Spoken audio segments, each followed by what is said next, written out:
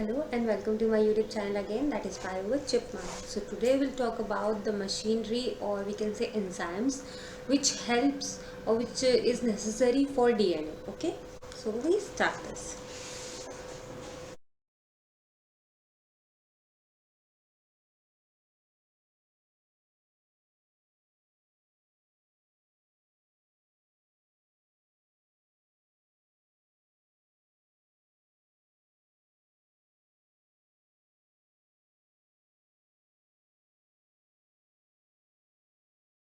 So the machinery and the enzymes which is important in DNA, तो उसमें से first है आपका डीएनए पॉलीमरेज। जो आपका डीएनए पॉलीमरेज होता है वो बहुत इंपॉर्टेंट एंजाइम होता है आपका डीएनए में।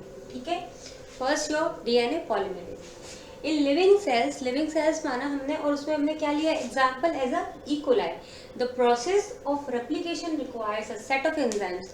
अब कोई चीज़ रेप्लिकेट कर रही है तो उसको क्या चाहिए, किसी चीज़ की एक एंजाइम की ज़रूरत है। अगर हम लोगों का ह्यूमन बॉडी में खाना डाइजेस्ट हो रहा है या हमारी बॉडी में काफ़ी सारे रिएक्शंस होते रहते हैं, तो हर चीज़ के लिए हमें एंजाइम चाहिए होता है। कब किसी शुगर को डाइजेस्ट करने के लिए हमें इंसुलिन चाहिए होता है, वैसे ही डीएनए को भी रेप्लिकेट करने के लिए क्या चाहिए होता है, एक एंजाइम चाहिए होता है। वो एंजाइम क्या होता है आपका DNA polymerase. Okay, a set of enzymes, the main enzyme is referred to as DNA dependent, और जो बहुत इंपॉर्टेंट है जिसके बिना डीएनए का काम चल ही नहीं सकता, that is DNA dependent. DNA जिस पर डिपेंड कर रहा है वो क्या है आपका, that is your DNA polymerase. Okay, since it is used since it uses a DNA template to catalyze the polymerization of DNA। ये क्या करता है, डीएनए का एक टेम्पलेट ले लेता है। एक टेम्पलेट का मतलब एक पार्ट ले लेगा और उसको क्या करेगा, कैटेलाइज करेगा। कैटेलाइज का मतलब क्या, कैटलिस्ट का काम क्या होता है, जल्दी से कोई भी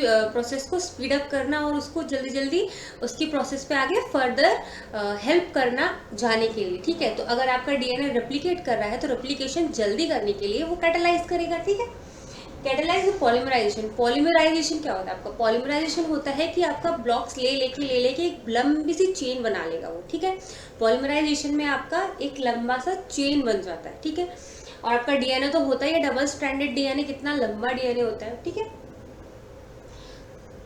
so the polymerase of DNA, यहाँ पे डीएनए का वो क्या करेगा, पॉलीमर बना लेगा या फिर पॉलीमराइजेशन कर देगा। ठीक है, these enzymes are highly efficient enzymes. ये एंजाइम्स क्या होती है, बहुत ही ज़्यादा एफिशिएंट होती है। एफिशिएंट का मतलब क्या होता है, बहुत ही ज़्यादा कारगर होती है। एफिशिएंट मतलब आपका एक्यूरेट एंजाइम्स होते हैं, मतलब जिस चीज़ के लिए ये एंजाइम यूज़ हो रही है वो चीज़ वो अपनी पूरी एफिशिएंसी से, मतलब 100% से करेगी। ठीक है,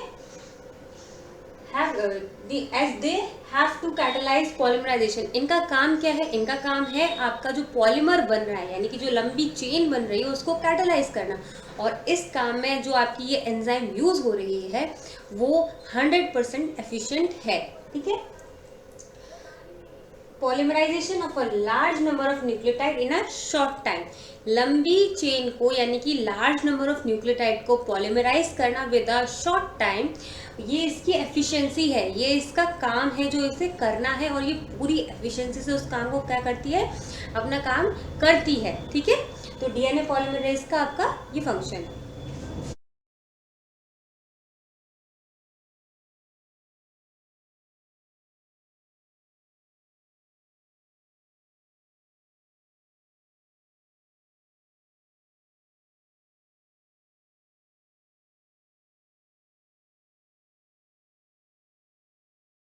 अभी हमने इकोलाई को एग्जाम्पल के लिए लिया था, तो इकोलाई का ही एग्जाम्पल लेके हम इसे आगे समझने की कोशिश करते हैं। E. coli has only 4.6 into 10 to the power 6 base pair. BP मतलब बेस पेयर, इसके बेस पेयर कितना होते हैं, 4.6 इंटू 10। ह्यूमंस होते हैं, हम ह्यूमंस में बेस पेयर होते हैं 6.6 इंटू 10 टू पावर 9। ठीक है, तो which completes the process of replication.